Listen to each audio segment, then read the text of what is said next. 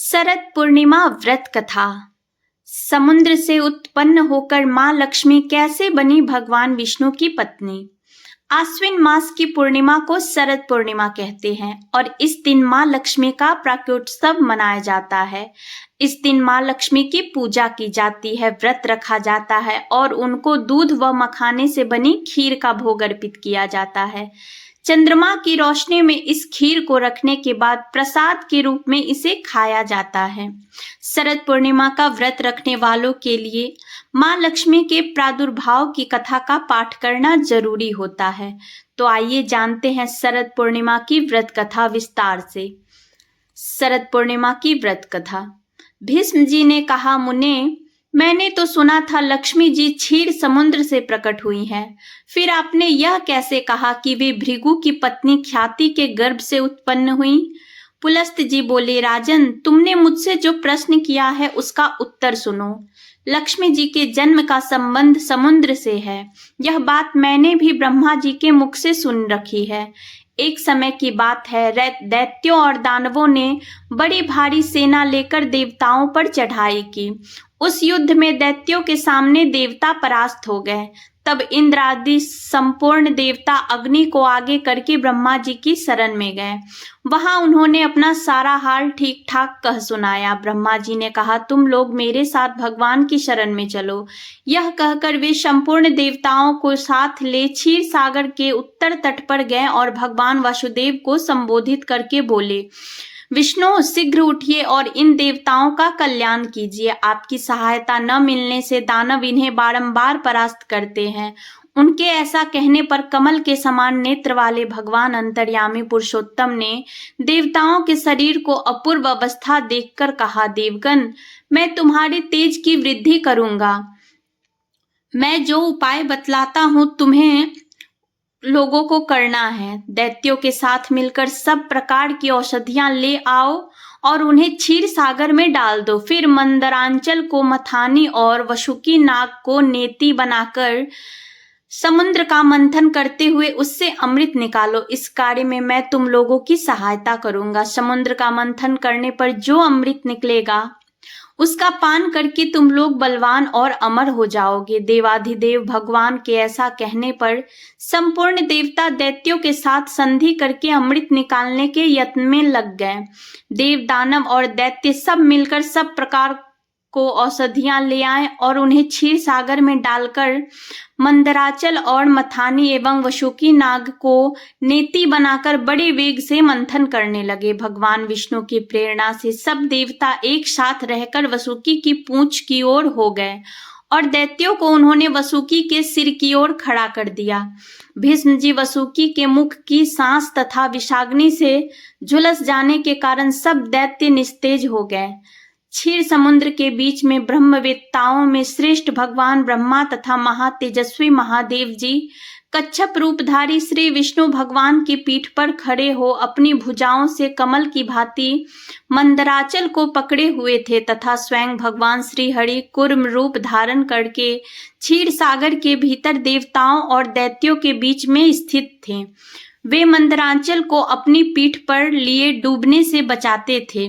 तदंतर जब देवता और दानवों ने क्षीर समुद्र का मंथन आरंभ किया तब सबसे पहले उसमें देव पूजित सुरभि कामधेनु का आविर्भाव हुआ, जो दूध घी की उत्पत्ति का स्थान मानी गई है। तत्पश्चात वारुणी देवी प्रकट हुई, जिसके मदभरे नेत्र घूम रहे थे। वह पग पग पर लड़खड़ाती चलती थी। उसे अपवित्र मानकर देवताओं ने त्याग दिया। तब वह असुरों के पास जाकर बोली, दानवों, मैं बल प्रदान करने वाली देवी हूँ, तुम मुझे ग्रहण करो। दैत्यों ने उसे ग्रहण कर लिया। इसके बाद पुनः मंथन आरंभ होने पर कल्प वृक्ष उत्पन्न हुआ, जो अपनी शोभा से देवताओं का आनंद बढ़ाने वाला था। तदंतर 60 करोड़ अप्सराएं प्रकट हुई, जो देवता और दानवों की सामान्य रूप से भोग्या हैं। जो लोग पुण्य कर्म करके देवलोक में जाते हैं उनका भी उनके ऊपर समान अधिकार होता है। अप्सराओं के बाद शीतल किरणों वाले चंद्रमा का प्रादुर्भाव हुआ, जो देवताओं को आनंद प्रदान करने वाले थे। उन्हें भगवान शंकर ने अपने लिए मांगते हुए कहा, देवताओं, ये चंद्रमा मेरी जटाओं के आभूषण होंगे, अतः मैंने इन्हें ले लिया। ब्रह्मा जी ने बहुत अच्छा कहकर शंकर जी की बात का अनुमोदन किया। तत्पश्चात कालकूट नामक भयंकर विष प्रकट हुआ, उससे देवता और दानव सबसे बड़ी पीड़ा हुई। तब महादेव जी ने स्वेच्छा से उस विष को लेकर पी लिया। उसके पीने से उनके कंठ में काला दाग पड़ गया। तभी से वे महेश्वर नीलकंठ कहलाने लगे। क्षीर सागर से निकले हुए उस विष का जो अंश पीने से बच गया था, उसे सर्पों ने ग्रहण कर लिया। तदंतर अपने हाथ में अमृत से भरा हुआ कमंडलू लेकर धन्वंतरी जी प्रकट हुए। वे श्वेत वस्त्र धारण किए हुए थे। वैद्यराज के दर्शन से सबका मन स्वस्थ एवं प्रसन्न हो गया। इसके बाद उस समुद्र से उच्चैश्रवा घोड़ा और ऐरावत हाथी निकले। ये दोनों क्रमशः प्रकट हुए। इसके पश्चात क्षीर सागर से लक्ष्मी देवी का प्रादुर्भाव हुआ, जो खिले हुए कमल पर विराजमान थी और हाथ में कमल लिए थीं।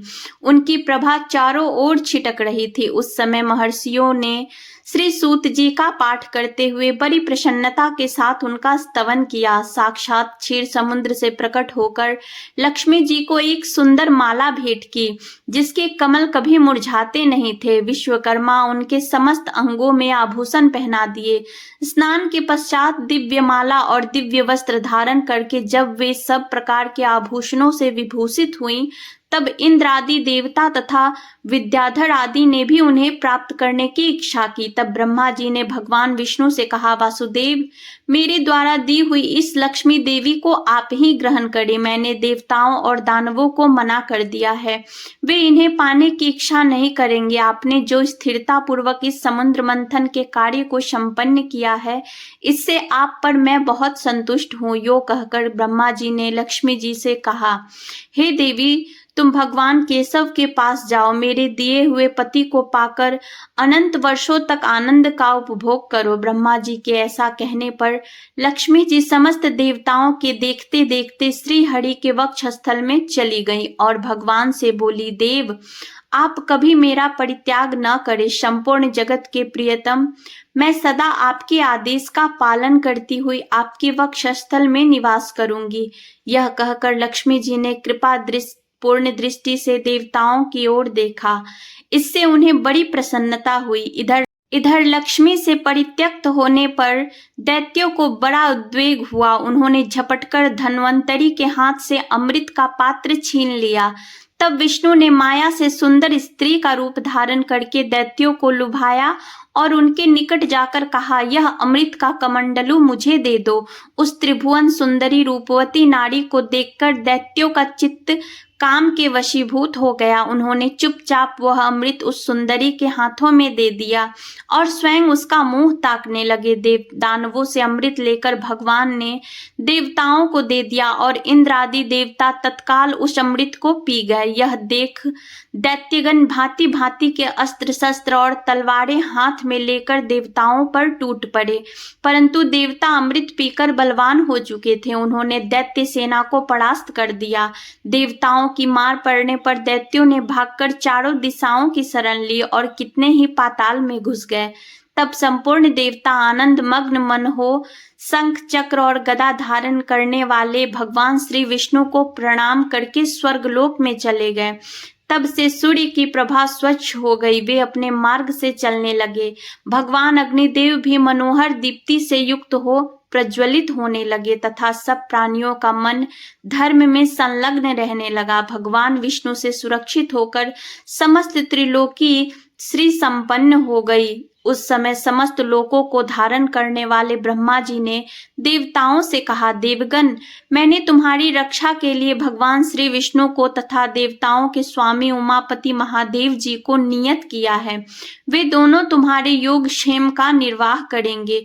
तुम सदा उनकी उपासना करते रहना, क्योंकि वे तुम्हारा कल्याण करने वाले हैं। उपासना करने से ये दोनों महानुभाव सदा तुम्हारे क्षेम के साधक और वरदायक होंगे। यों कहकर भगवान ब्रह्मा अपने धाम को चले गए। उनके जाने के बाद इंद्र ने देवलोक की राह ली। तत्पश्चात श्री हरि और शंकर जी भी अपने अपने धाम बैकुंठ एवं कैलाश में जा पहुंचे।